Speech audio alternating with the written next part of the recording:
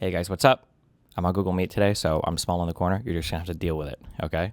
I'm joined right now by Shikha Dalmia, I think. Very good. Close, right? Okay, yep. Very good. Um, Yeah.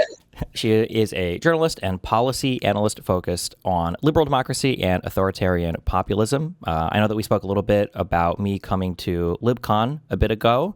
You're one of the few Yes. people I've spoken to who is like a fellow lib left person. Um, Yes. Also worth noting that you are the president of the Institute for the Study of Modern Authoritarianism, and then you are the editor of The Unpopulist, which is a magazine that is dedicated to promoting lib-left democratic ideas and countering the growing trend of authoritarian populism, not just in the U.S., but around the world. You used to be a libertarian, and then I guess you've kind of moved into more of this center-lefty area. And yeah, I think we're going to talk about that today. We're talking about populism and authoritarianism, and then we're talking a little bit about LibCon coming up soon. Yeah. Well, we should talk about LibCon first, I guess. It's the big conference that my institute, called the Institute for the Study of Modern Authoritarianism, holds. We are having our third LibCon this year. And it's the biggest conference on the planet, bringing together liberals from all over the world. And we don't mean liberals in the progressive sense. We mean liberals in the sense of institutional liberals who believe in, checks and balances and deliberative democracy and all that good stuff, not one man rule.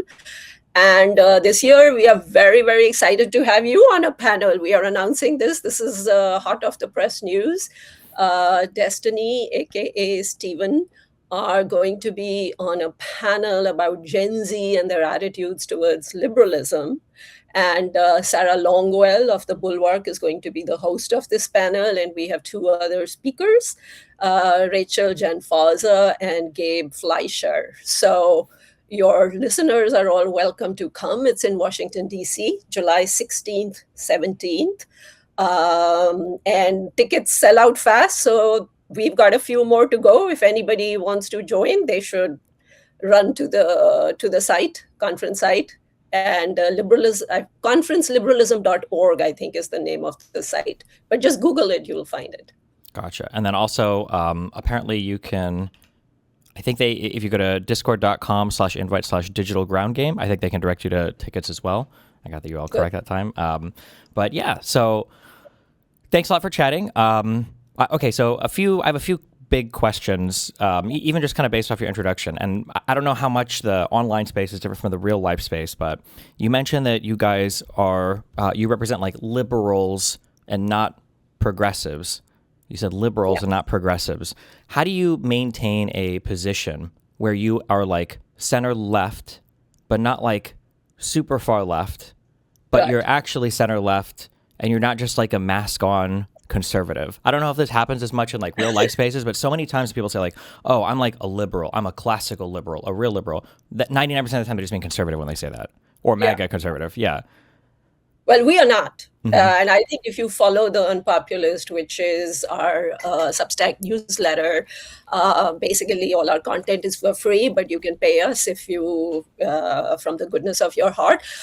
Yeah, no, we are kind of like different. So let me just begin at the beginning and tell you a little bit about my background and how I have come to this place. As you said, I started off as a libertarian. And libertarian's conventional understanding, the lazy way to describe a libertarian is that they are fiscally conservative and socially progressive. And I worked at Reason magazine for 15 years. Before that, I actually used to write for the conservative Detroit News editorial page.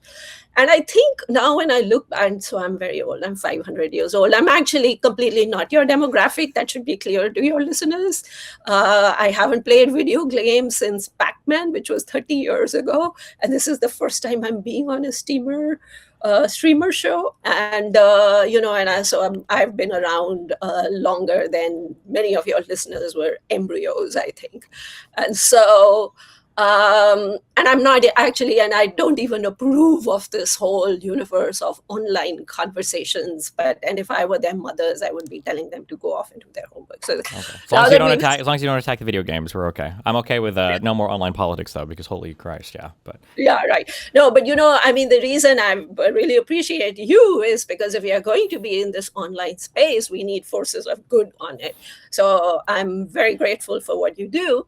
But yeah, so I started off. When I look back at my own trajectory, I grew up in India, which was a socialist country, and socialism wasn't working in India. It had made India the basket case of the world in economic terms.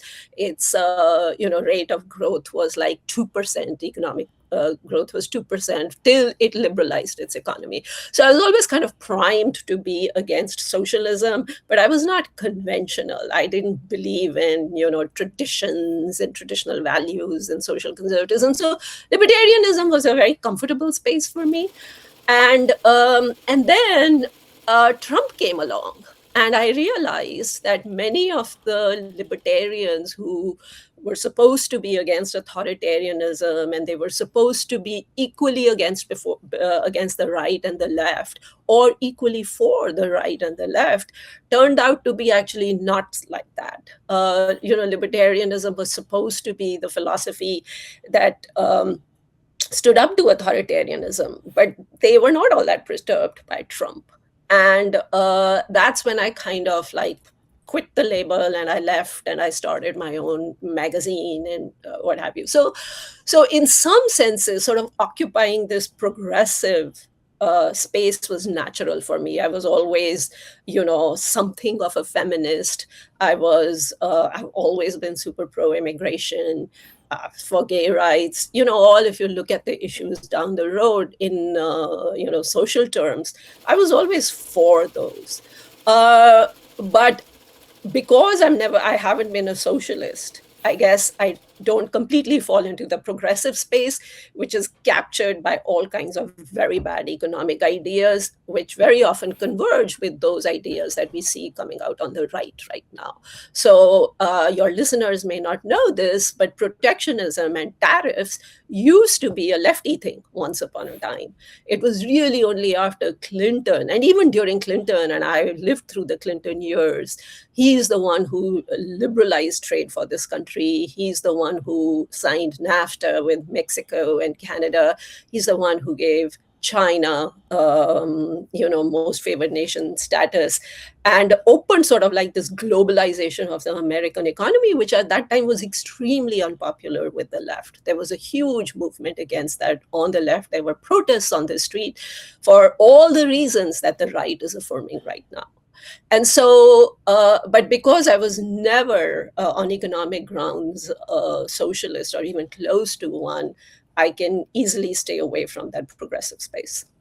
That's a very long-winded way of answering your question, but yeah, no, you're fine. The one thing you bring up that's kind of funny is a lesson that I've learned over the past decade is it's important that I fight with lots of different people to continually kind of clarify my beliefs. One of the things that drives me the craziest is when you are among a group of people and you think you have like a shared perspective, and then a certain topic comes up, and then you very quickly realize, wait a second, we're very far apart on this. Right. You brought up the libertarian stuff. When I was in a Catholic school, I made my little transition from being a Catholic to an atheist. And as a high school boy, obviously, Ayn Rand was the vehicle for that for me. And I remember being a libertarian for quite a while. And their number one issue that you would bump heads with a lot of other people, like, oh, I'm libertarian, had to do with immigration and borders. Because from the libertarian perspective, it was always like, oh, borders, I mean, I don't really care that much. People should sort themselves out economically in whatever way is feasible. And, generally that's how it goes. And people who would identify as libertarian had huge pushback to that. They were like, what? No, you have to, in crazy defense of borders. People can't just move wherever just for economic means. And, over time I realized that, people will wear certain political labels. I don't know why. I would have to think about it more. But sometimes they just don't want to identify as conservative, or they think there's more virtue in having like an independent label that puts them above everybody else. And, it drives me insane sometimes. Sorry, go ahead. No, go ahead. Well, I was going to say, you brought up something related to authoritarianism. One like really popular topic right now that I've been speaking a lot about on stream, and a lot of people have been speaking about this in the United States, is populism. What are your thoughts, just broadly speaking, I guess? So, first of all, let me just say that your and my intellectual trajectory is extremely similar. I went to a Catholic school in India. I was sort of Hindu by birth, but my parents sent me to a Catholic school because that's where you learned how to speak good English. Okay. And I was and my gateway drug to libertarianism also in high school was Ayn Rand. And that was, when you're growing up in socialist India, Ayn Rand is a very, very heady drug, because Sure. she tells you, your life is for yourself and you're not living for others. Don't sacrifice yourself. And that was great because, in India, we had like a collectivist economy and then a very traditional society that believed you should be sacrificing yourself to your group or your elders or your tribe. And so it was a very, very heady, drug. And then at some point, I fell out of it. I actually wrote a long article about this for Forbes. I was a columnist at Forbes, what Ayn Rand got wrong. And it's relevant, right? And as you pointed out, one of the reasons you mentioned immigration and libertarianism. I mean, libertarians actually, I would say, the by and large mainstream libertarian movement is actually still very good on immigration. I mean, Cato Institute still does the best work on immigration, and um, and. Uh, and if you look at Hayek or Milton Friedman or even Ayn Rand, they all believed in the free flow of goods and people across borders. Hmm. And it was Frederic Bastiat, this French economist, who said if people and goods can't cross borders, soldiers will. And you're kind of seeing that dynamic play out right now. And so there is like there is a sort of like a very open door mentality built into core libertarian thinking. But this is why I moved away from libertarianism, which is exactly your experience. But there was then this very reactionary, regressive wing that emerged among libertarians of paleo-libertarians who made the welfare state the issue. And their problem with this kind of open flow of people across borders, which is kind of like central to, free enterprise market-based thinking, is that, well, you can't have that when you have a welfare state. And this kind of like showed to me that, even libertarianism, it comes from these very deductive principles, right? Like non-aggression. The state cannot aggress against people who are just living their lives, and property rights. Different people, even who buy the same, axiomatic premise, can spin very different stories from it. So the paleo-libertarians can want closed borders because of the welfare state, and then you can have libertarians who say, well, welfare state is not such a huge issue. Violating somebody's rights to move across the borders is a more fundamental violation of liberty. And so libertarianism, in that sense, doesn't take you too far, and that's one of the reasons I moved away from it. But libertarianism is actually, some of the biggest populists that you have seen in modern, American history have actually come from the libertarian side, right? Like if you think of Ron Paul, he was a populist figure and he was a libertarian. He's the last third party candidate, although he ran as, I guess, a Republican. He didn't run as a libertarian, but he did really well. I mean, and he, didn't get quite 10% of the vote at one point, but he did.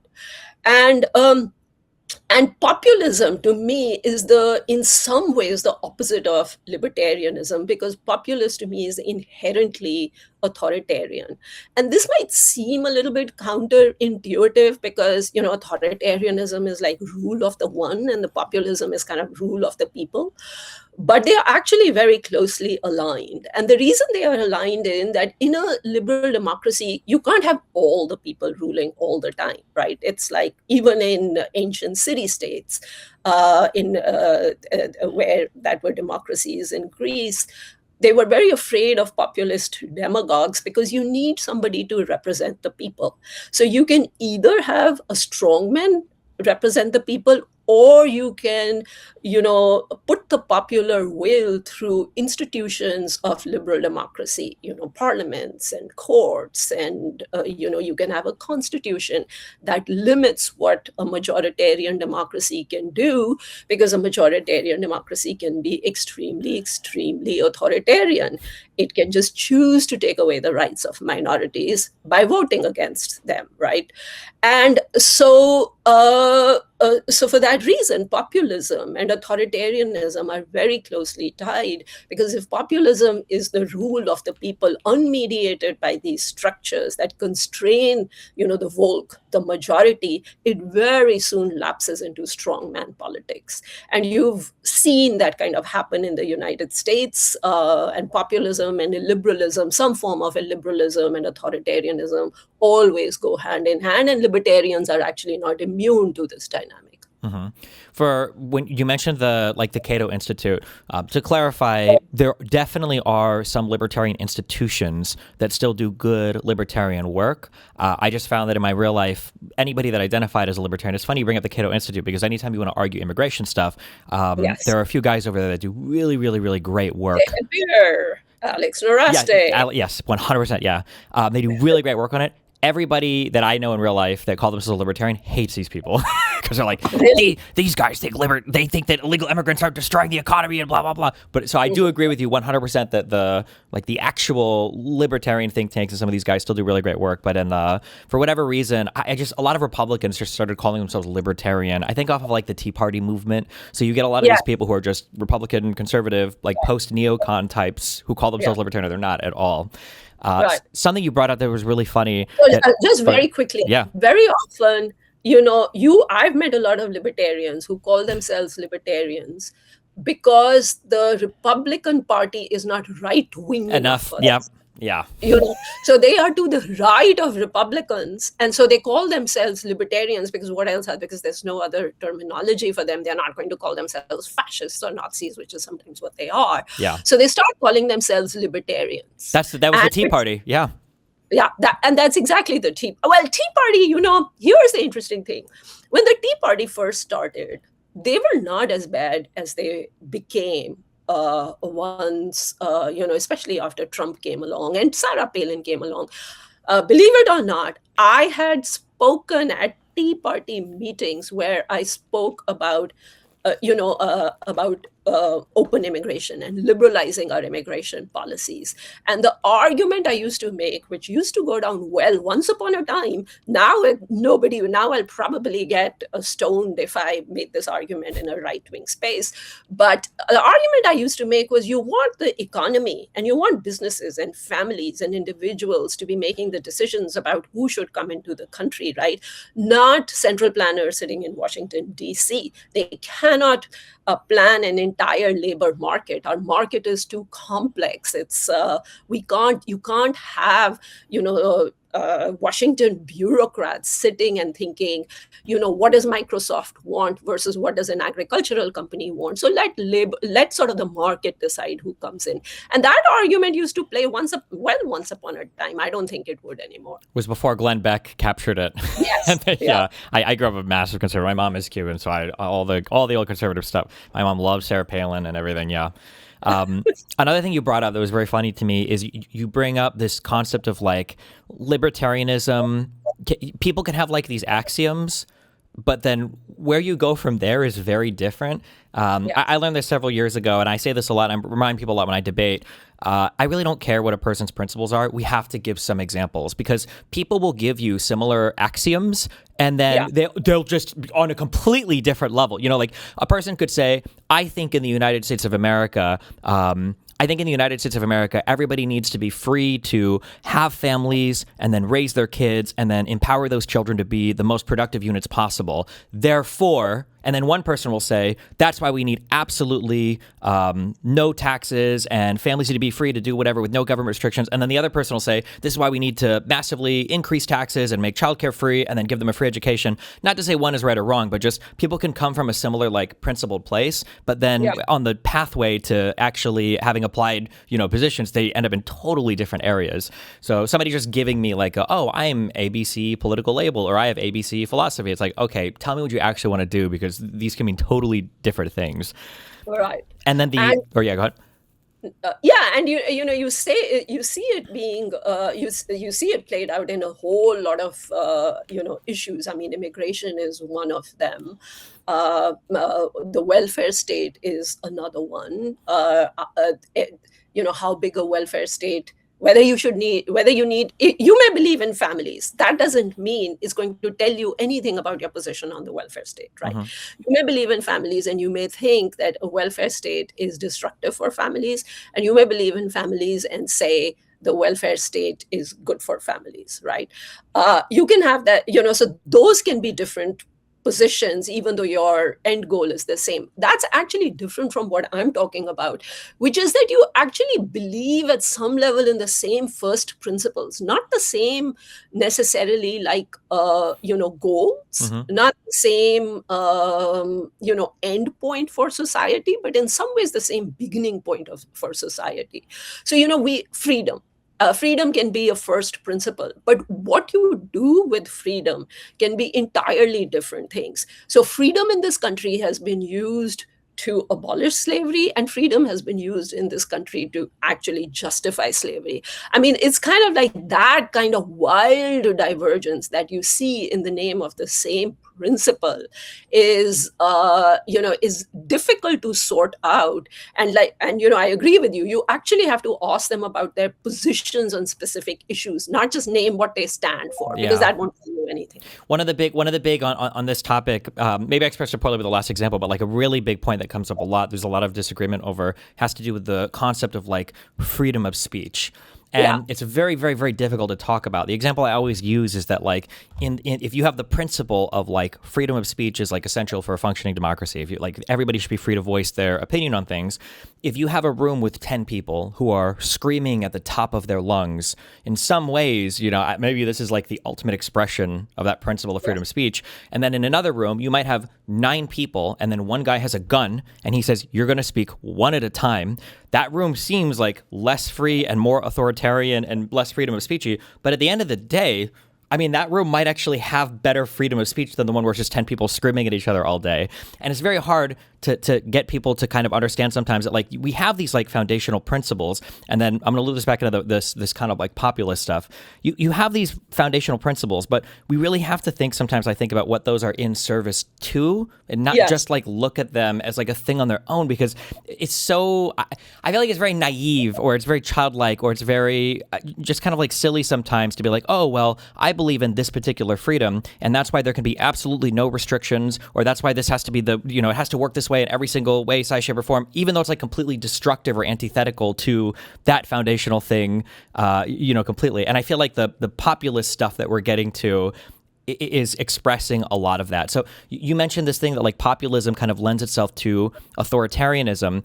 One of the great contradictions of the Republican Party, I don't know if you heard them say this a lot, they used to say this all the time: we live in a republic, not a democracy. They would always say this because they could never win the popular vote. Right. And then as soon as Trump won the popular vote, every time Trump does something that I would argue is authoritarian, people are like, well, he won the popular vote, so he has the will of the people behind him. And I'm like, what? Right. Yeah. No, I have the exact same reaction with a lot of folks I talk to on the right these days. I've actually stopped talking to a lot of them because I just can't deal with it, but to the extent that I do, it's kind of like mind-bending how quickly they gave up on their principles of limited government and freedom of speech and a non-activist Supreme Court. All of that kind of like fell by the wayside. But going back to you made a very interesting analogy when it came to speech, right? And if you ever go to watch Indian television, it is that situation that you describe where there are 10 people screaming at each other at the same time, and they have like, you'll have different windows for each of them on the screen, and they'll all be talking at the same time, and you have no idea what the hell anybody is saying. Okay. And then you look at the American context, where it's very orderly. There are social norms that govern who talks, talks. It's rude to interrupt. Everybody gets to have their say. And I think the difference is, and in India, interestingly, there is a far less robust, First Amendment or free speech tradition, which is against government censorship. And in America, you have a far more robust, system of First Amendment free speech. And that's where the difference is, which is that free speech was never meant to be a complete license to say anything you want at any time you want without any time, place, and manner restrictions. Even in a First Amendment context, the government is supposed to impose a time, place, and manner restrictions so that people can say what they need to say and not be too disruptive. And yet, what you've got over here are strong social norms to govern the way that speech is conducted, so that you can, to your point, what is the point of free speech? The point of free speech is debate and discussion, so that you can get to the final truth. That was the whole John Stuart Mill idea of marketplace of ideas. Ideas, they jostle with each other, you talk to each other, you debate, and then finally, from that debate, a better synthesis emerges of what's right and wrong. But I think what's happening in America, and what generally happens in a populist system, is that the majority starts chafing at any social restrictions on its speech, and it starts seeing self-regulation as repression. So it starts seeing it's any idea of responsible exercise of your rights as censorship. And when that happens, it justifies its using, the levers of the state to slam down on the speech of groups that it doesn't like. This is what Trump is doing. He's taking on, the Justice Department and opening up all these DEI investigations against universities. He's tying their federal funding to whether they have DEI programs or not. It becomes very, very easy to justify actual government censorship when the social mechanisms for self-regulation of speech are considered to be repression. If that makes any sense. It 1,000,000,000% makes sense. So I don't know if you can tell or not, but I'm a young white man, and one of the things on the internet that we do is we're very edgy sometimes, okay? Especially in gamer spaces. There are certain arguments that I would make in the past, and I would have to be very careful when I would argue with things. So I appreciate a lot of edgy humor. Some of this humor might be racial or sexist or whatever, but I ideally enjoyed it in a responsible manner, not like just people being hateful. But one thing I noticed a lot, when I would make these arguments 5 or 10 years ago, is I would have to be so careful about defending any type of edgy humor, because the second that I defend it, 98% of the people next to me are usually just people who just want to be racist. So I'm like, okay, I have to be very mindful when I make these arguments, because everybody that's agreeing with me is actually just using me to enforce a status quo. And I don't really want them to change my opinion, but it's a thing you have to be mindful of.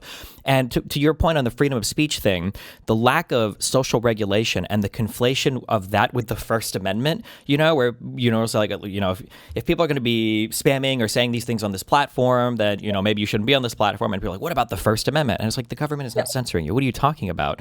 And every single time, I'm very sympathetic towards all the ideas of, who should regulate speech, and this is a really difficult thing to do, and it is a difficult question. But the second you bring up, I think freedom of speech is important, and I think we're, marketplace of ideas is important. I notice that almost everybody around me is just somebody who wants to use that First Amendment thing as a license to lie with impunity, with no social regulation or responsibility whatsoever. And I'm like, is this really what it is, that every foundational liberal principle is just going to be hijacked by somebody who wants to use it to abuse and destroy the system, and then in service of creating an illiberal society? Because I would argue that that's kind of where we've wound up in the United States. That thing, that drives me crazy. Yeah. No, the whole marketplace of ideas metaphor, it depends upon good faith participants in the marketplace, right? Yes. If you have people who are, bad faith, who just want to flood the zone with shit, in the memorable words of Steve Bannon, who don't care about right or wrong, they just want their side to win. It is a kind of violence that they do to our existing system, because what they want to do is choke up sort of this marketplace of ideas, so that people can't actually sift right from wrong. They sow so much doubt, so much confusion, that the whole epistemic infrastructure kind of like breaks down. It can't sort through what's right and wrong. And when you have vandals like that, you can't have a functioning system, which is why the internet is kind of leading to a breakdown of actual conversation. And I would further argue what that does is it actually leads to government censorship of exactly what you were talking about. Then you actually need a guy with a gun, to tell somebody to stay quiet while the other person is talking, right? So that's when you actually empower the state, is when you get bad faith actors who will not play by these norms and these rules that have developed over centuries and centuries, and call those into question. And I really do think we are at that danger point in America and in the rest of the world right now. I would argue for the U.S., we've gone past it with Trump. The political prosecutions have gotten insane. Obviously, we used to joke a lot that, it's not your First Amendment right to not be banned from a social media platform, but I'm pretty sure like 5 of them settled multi-million-dollar lawsuits with Trump to pay him out because they didn't want to get sued or have their parent company mergers blocked. And then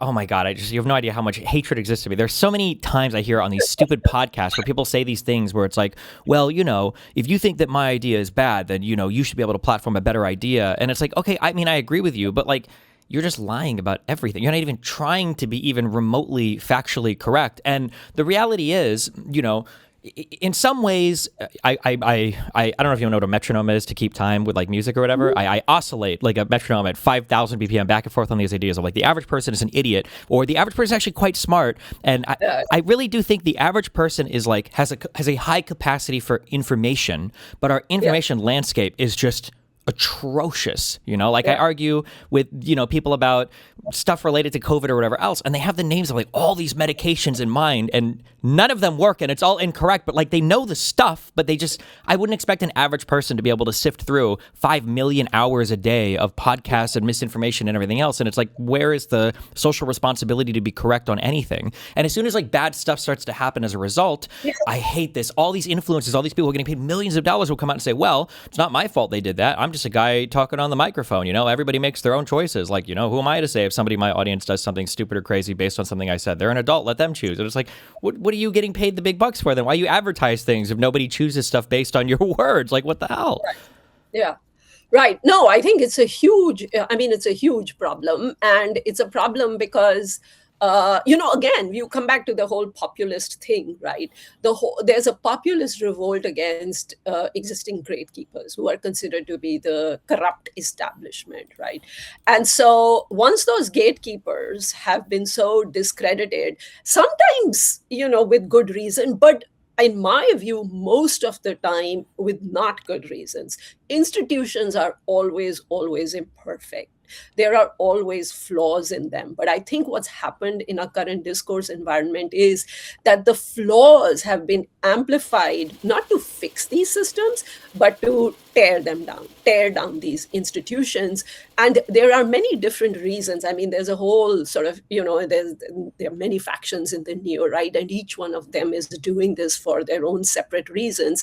But the main reason is that they think that these gatekeepers and these elites are not allowing them, to have their way, to advance their agenda, whether it's against immigrants or minorities or women or what have you. So they just want to tear them down. So enough confusion, not so that people know what the truth is, so that they can't actually figure out the truth, right? Like, so there is just kind of like constant doubt and confusion. And when you have a situation like that, where there is doubt and confusion, you tend to then trust, very few people, and very few, and who, somebody like Trump comes along in a system like this and says, trust me, and uses your vocabulary to show you and affirm for you why all these institutions are stacked up against you, you start to trusting this person, Mm-hmm. right? And so there's something like, like blind faith that emerges when there is so much chaos and doubt and untruth, and you can't trust anybody, so you trust a single individual. I mean, this is in some ways a phenomenon that you see um, in I mean, if you follow the guru market, as I call it, uh, the guru market, which is a huge industry in India. There are a gazillion gurus, and if a guru tells you he can perform miracles, you will believe that he performs miracles, and you will find ways to tell yourself that he has performed a miracle for you. And why is that? Nothing that this individual is saying is rational or it can be provable, but you have blind faith in this individual, so you don't do the hard epistemic work of like sorting things out in your head. It's an easy route to Mm-hmm. just believe in this individual, and you're seeing sort of like the political equivalent of sort of this guru phenomenon in strongman politics here in America and in other Western countries. Just curious, there's a podcast called Decoding the Gurus. Have you ever heard this before? No. Oh, it's very, very, very good.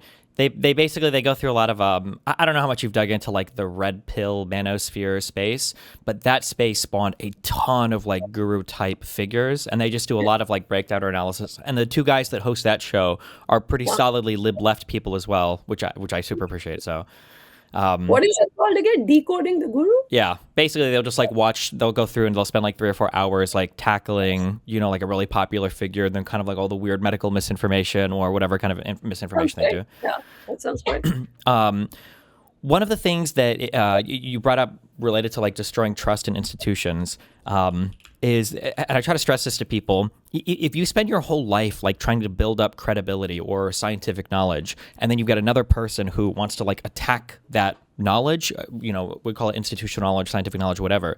I used to have this misunderstanding, 15 years ago, that propaganda is about making you sound good and the other guy sound bad. And, as I've gotten older and I've read a lot, especially from Steve Bannon on how his marketing and everything works, really all you have to do is make everybody sound like the same. And then you just excel at the thing that you excel at. And because you put so much time and effort into that thing, all the other losers that spent time trying to be, epistemically sound or scientifically correct or, whatever, losers, they're not going to be able to compete with you. So in a world where everybody sounds uncredible, well, fine, maybe Trump is wrong about things, but the science people are wrong about things too. But Trump sounds better to me, and he works harder at just sounding okay to me. Those people always end up gaining like this huge edge. And No, that's absolutely right. I mean, their modus operandi is not that we will abide with the long established norms of truth seeking and give you a superior way of thinking about whatever it is that you are thinking about. We will just discredit everybody else. And once everybody else and the thing is, that's very easy to do. Yes. Discrediting any existing institution is easy to do because, like I said, institutions are flawed. They make mistakes. They will get things wrong, and so you can use that to spin a systemic narrative of the corruption or the malfeasance or whatever of these institutions. And even a really quick, once you've done that, it's easy to then say, well, I'm not all that different. I'm just as good or bad as them. 100%. And even a quick thing on what you said, it's not even just that they get things wrong, it's that they admit when they get things wrong too, right? Right. Which is like which hurts their credibility to, well, didn't this journal admit that they had to retract this article? And I was like, when was the last time like Trump did a fucking retraction? Like what? Yeah. You end up like suffering as a result of admitting to a prior error too, and that kind of dynamic as well, which is incredibly frustrating to me. Right. Okay, I have to say something about the free press and the Bari voice over here. Oh my God. Sorry. But this is kind of like, she is the most sophisticated practitioner of this art, right? Like, I think Steve Bannon, when he says things like, I'm going to flood the zone with shit, in some ways you can see through him. I think what is even more insidious is these more sophisticated, right-coded, intellectual enterprises, right, who are constantly discrediting all the other institutions, whether it is the New York Times or the medical establishment or universities or 60 what have you. Minutes and everything. Yeah. 60 Minutes, yeah, CBS, CNN, and telling you that we are the truth tellers, we are the truth seekers, and we are not for this side or that side. We are just going to tell you the truth. And then they will never admit a mistake. Mm-hmm. They get things wrong all the time. I mean, Bari Weiss, we did a whole lot on this. I don't know if you follow this, the best criminal justice reporter in the country called Radley Balco. He's going to be at LibCon, by the way. And, he wrote about the George Floyd and the Derek Chauvin trial while it was going on. And then Bari Weiss runs a piece by Coleman Hughes, who's a good guy, but he's not a criminal justice reporter, playing up this documentary called The Fall of Minneapolis, whose basic premise was that the woke establishment basically because of the riots that were going on after the George Floyd murder, basically browbeat the jury into giving Derek Chauvin a guilty verdict, even though that was not true. I mean, that was. And Radley Balco wrote like a 30,000 word rebuttal to it. We published part of it, actually, or a piece based on it, showing how Coleman Hughes had got all of that wrong. And asked for a retraction from Bari Weiss. And they never gave it. What they said to him was, well, why don't you and Coleman Hughes have a debate on this subject? I mean, Coleman Hughes had no leg to stand on. He was so thoroughly discredited. Now, if the New York Times had got a story this wrong and not retracted it and offered Bari Weiss to come and have a debate, with the writer, Bari Weiss would have raised another $20 million from her tech bros. She would be owning the publication, or Trump would put her in charge of something related to it. Yeah. Anyways, you just sort of triggered something in me with this whole, we tell the truth and all these other institutions are broken and they won't tell you. Because I don't know. There are so many practitioner of that art. The George Floyd. There are so many things where there's a lot of frustration because, like, if you know like a little bit of facts about a certain thing, you realize immediately that like this is impossible. The George Floyd stuff comes up so much, and people will point to like, well, look at the lethal levels of in his bloodstream the fentanyl, and it's like lethal levels of fentanyl in people that are regular users can be like 100 times what would kill an ordinary person. It's such a, but it's like it's not even that it's a dumb point that would require hours of research or a decade, to get it. It's like, this is like 30 minutes of reading, maybe like 10 minutes of reading to understand this. But the same message will still be pushed over and over and over again. All of these people, okay, this is a really big question because it's been a huge subject of my stream and surrounding streams, okay?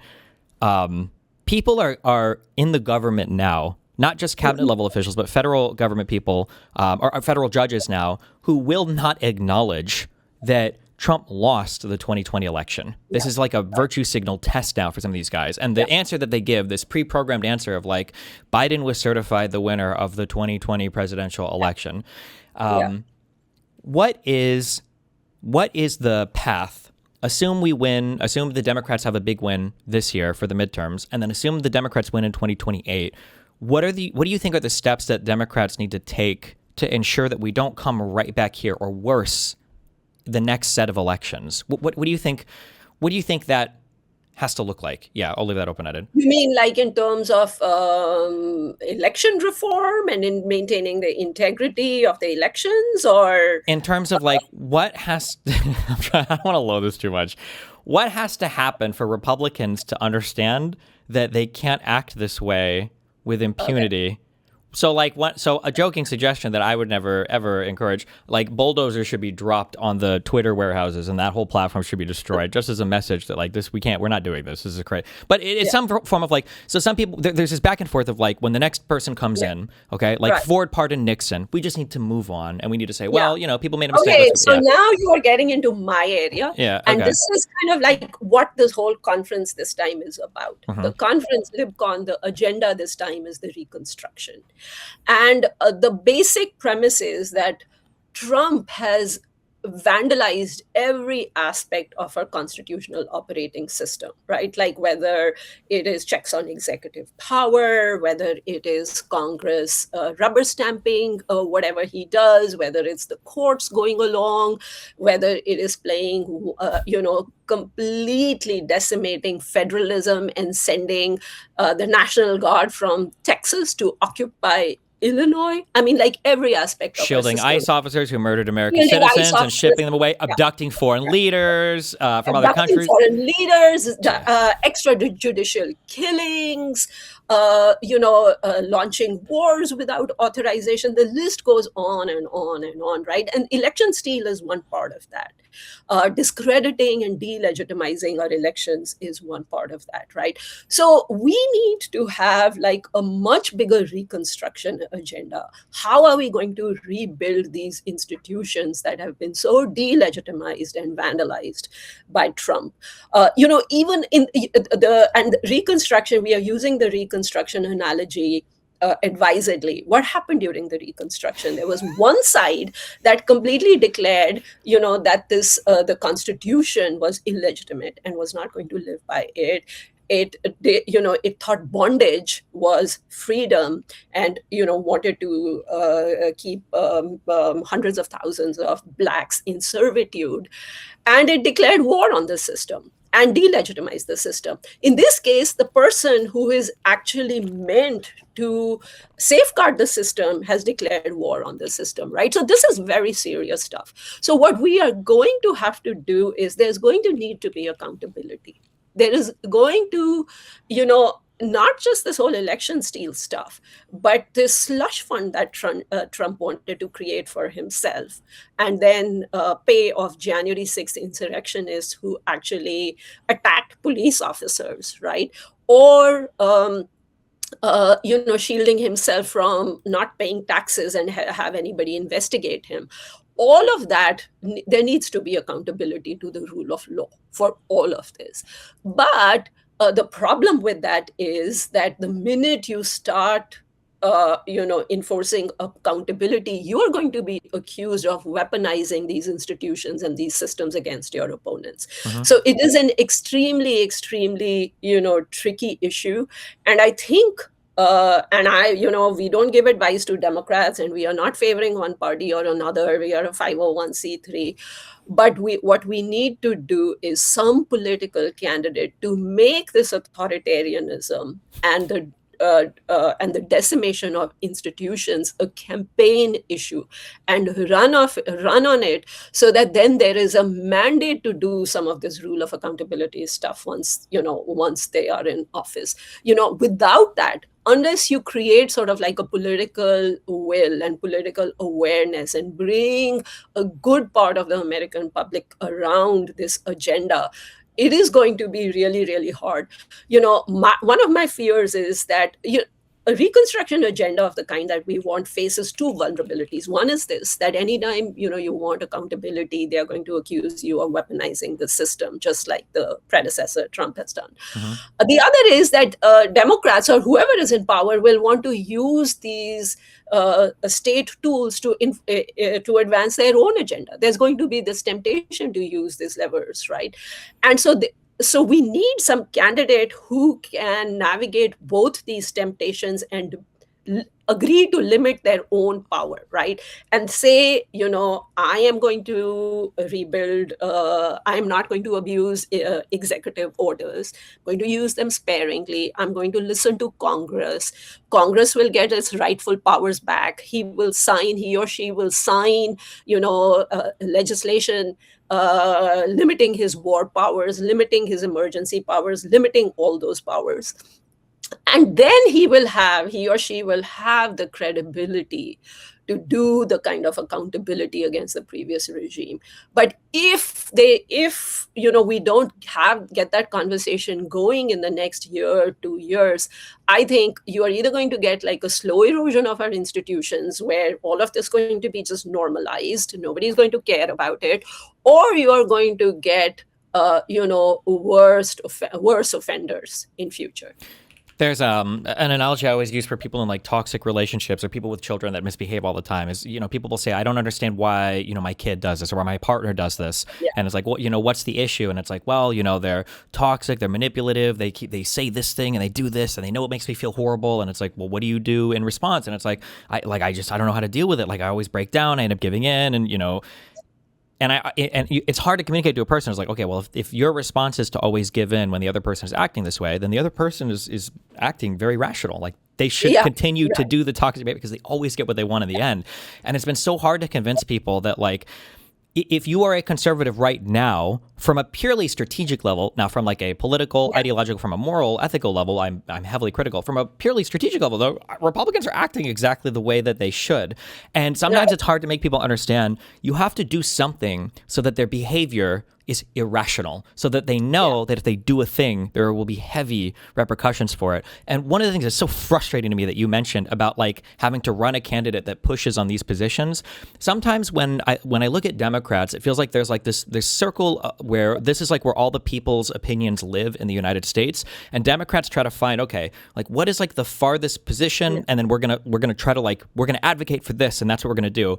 Whereas Republicans view the position sometimes of the population as like a starting point or a launching pad, and like, okay, well, people are here, let's run on this and see if we can push them that far.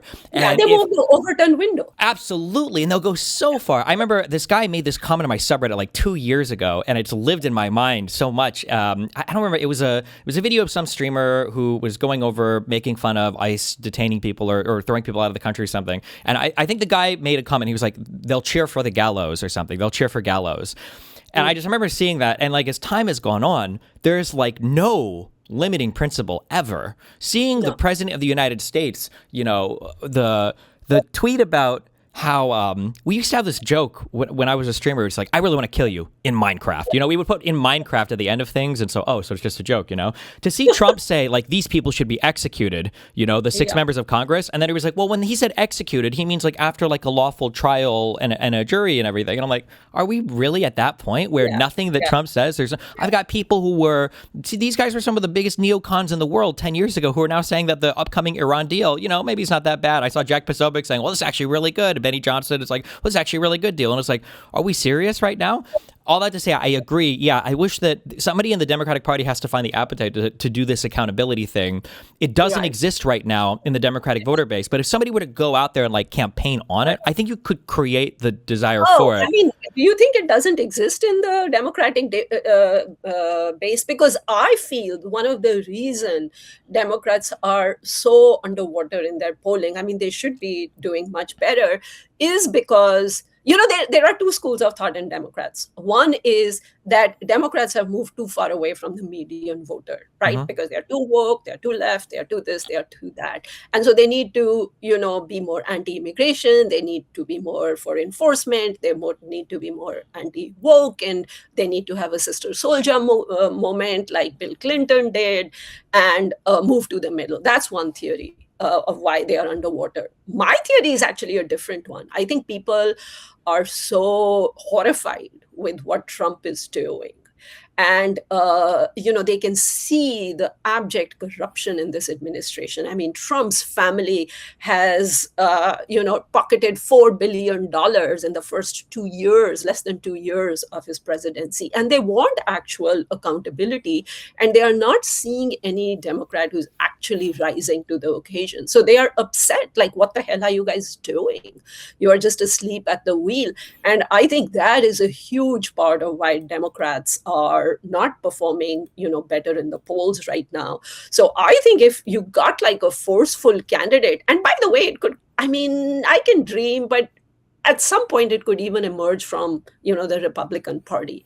But right now I think it's just Democrats are the only action. But if some Mhm. Democrat came and made like a really forceful case against Trump's authoritarianism, I think there would be a lot of resonance, and not just from Democratic voters, but I think swing and independent voters. They are all seeing what's happening right now. I would hope So so. The only thing, I do agree with you that there is an appetite for accountability that exists in the population to some extent. The only thing that's scary to me is I feel like the people that feel that the strongest, unfortunately, are in some ways like a little bit bought into the populist narrative. So if I talk to somebody, I'm completely vibing this out. I don't have polling data on this. So maybe in your experience, maybe it's different. If I talk to somebody and like corruption is like a huge issue for them, in their mind, oftentimes it seems like they believe that, well, yeah, this party is politically corrupt, but the last one was really corrupt too. Like, you want to talk about Trump stuff? Well, what about Hunter Biden? Or you want to talk about like, Trump's family members enriching themselves? Well, what about like the Clintons and how much money? And so they think that it's all the same everywhere. So even if corruption is like a driving thing to them, they don't see the Trump administration as being historically corrupt right now. Yeah. Go ahead. I think that was the case like 6 months ago.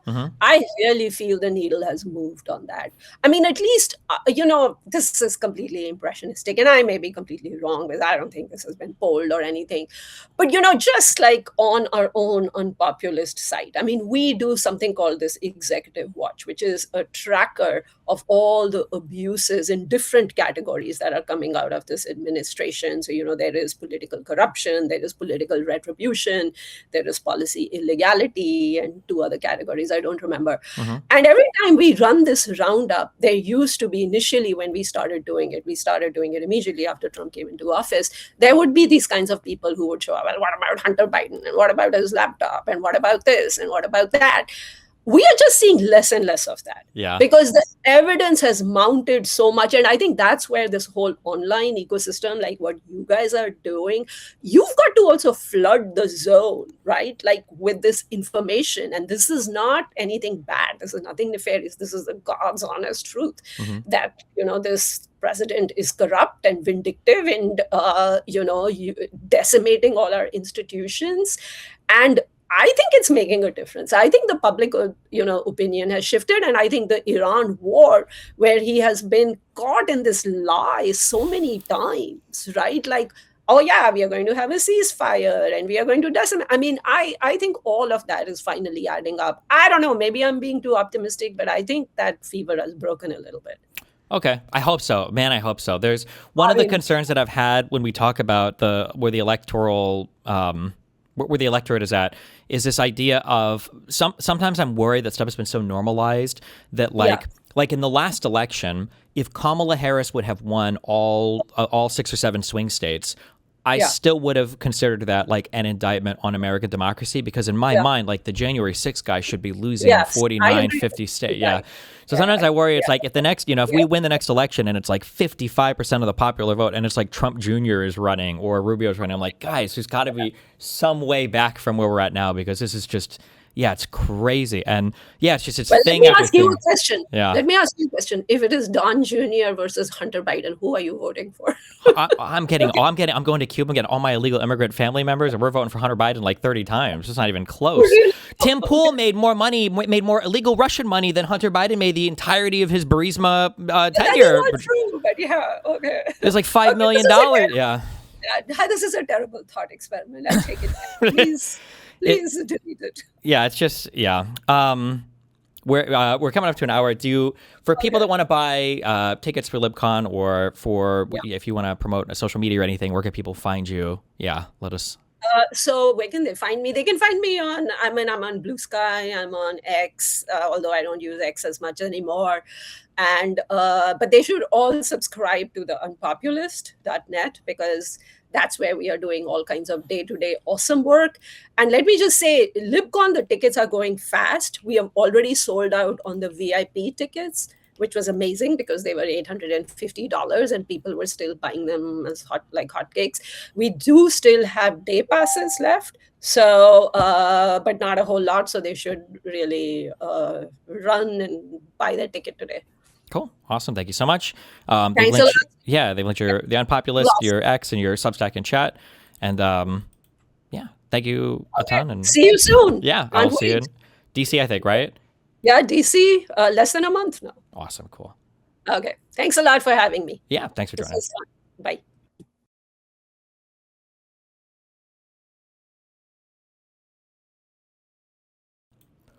Oh, okay.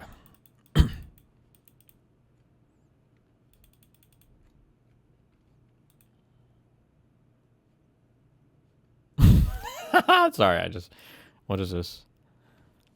Hold on. Let's get now that that's done. Let's get to the real stuff. Wow, good path _ quick travel. Thank you. Now let's get to the real stuff. Hassan Slop. How'd they come to be? I'm going to LibCon. I'll be there. And then I've spoken to her in the past about going to LibCon. That's one of those scary people where it's like, she seems like super based, and I'm just waiting for like the one topic to come up where she's like, "Oh yeah, so vaccines, I don't believe in them," or something. Just one thing that'll come up, and I'll be like, "Oh man." But no, everybody seems super based over there. I thought peptides versus skincare was going on. No, some of those are GLP-1 agonists. Some of those are literally fucking. Retatrutide is Eli Lilly. It's in the 3rd phase of clinical trials in the United States of America right now. I've been paying close attention to it because I will be getting on it when it is readily available for consumption. It's a appetite suppressor that also doesn't fucking erode your muscle mass. I thought peptides versus skincare was going on. Wait, did I miss something? Did he say he was going to take this? Or was he just talking about this? Audio for ants. Wait, can you not hear this? Hello? No, those...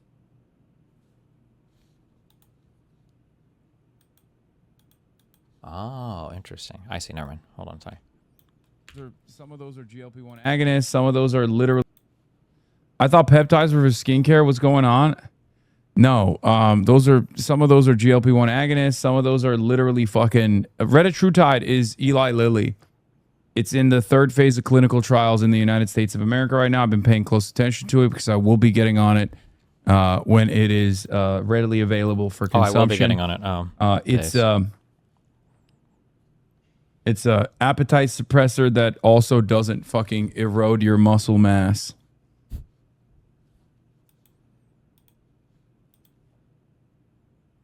Didn't he say he was already on TRT? Is he overeating too? Doesn't he lift? I doubt he does gym that much now. He's streaming a ton. I don't know if he's been gymming that much at all over the past few years. I thought he was on TRT. If your testosterone is high, especially if it's artificially boosted, you'll be a bit more muscular and a bit leaner, even without gymming. And then I think he naturally probably carries a bit more muscle, I think. And he's tall as fuck. I don't know why he would need TRT and a GLP-1 though, unless he's overeating. It could be like a lot of anxiety and stress and everything too though that is hurting him, so who knows. That's it. He says, it's Juneteenth tomorrow. You probably won't be getting a ruling or amnesty until next week, right? What do you mean? Tomorrow's not a federal holiday, is it? Hold on. Did they make Juneteenth like a you're off work holiday?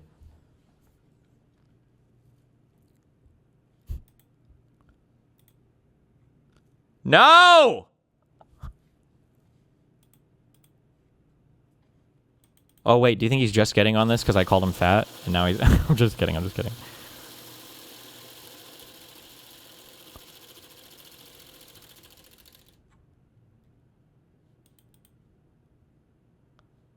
I challenge you to torture us, with this 45-minute video on the sound signature of mic preamps. The sound signature... Wait, why is it that when I click this YouTube link, it opens in another window in a really, really weird manner? Wait, did Chrome just update in a fucked up way? What the fuck?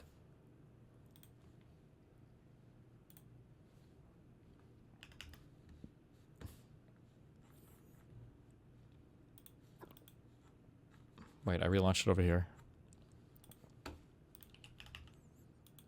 This is a story.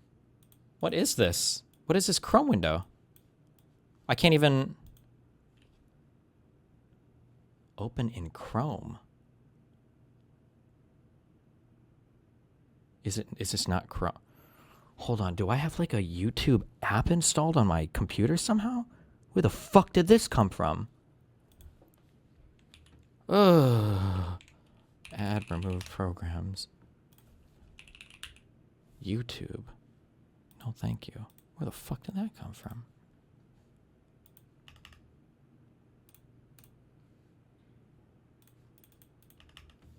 It happened to Persec this morning as well. Oh, really? You had a pop-up on your screen a few weeks ago. You must have clicked it. I think Edge installed YouTube as an app on your computer. Cool. Thanks, Bill. This is a story about how I, my friends, my heroes, and everyone else was completely, embarrassingly wrong about one very important thing about why microphone preamps sound like they do. Uh-huh. Because nobody would do these tests. Finally. Oh my God. I've always wondered what capacitor, what part of the signal chain, internal circuitry of a preamp colors the sound of a microphone, and you have a 47.5-minute video on it. Yes.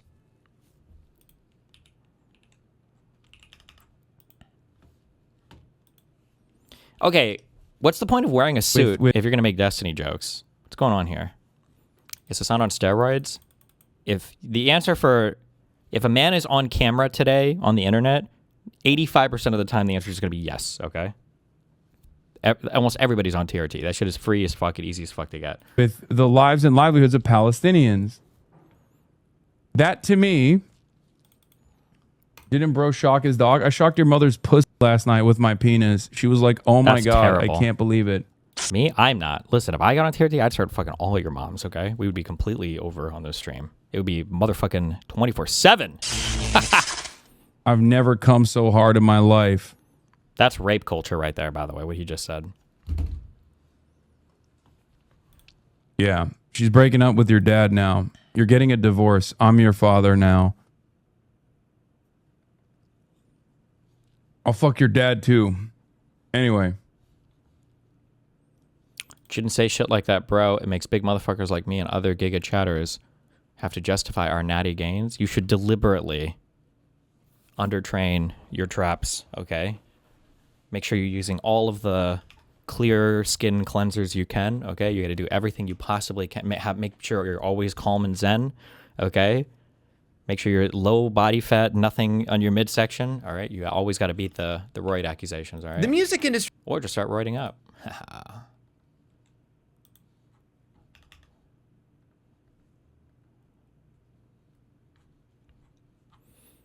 Blood pressure check.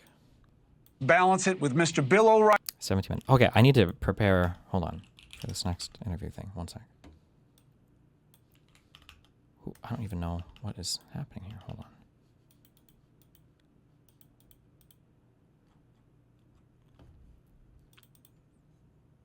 Pegasus is getting to him. 400 videos and counting. Diabolical. Pegasus? What is that? The new AI? Oh, no, wait. That one YouTuber guy.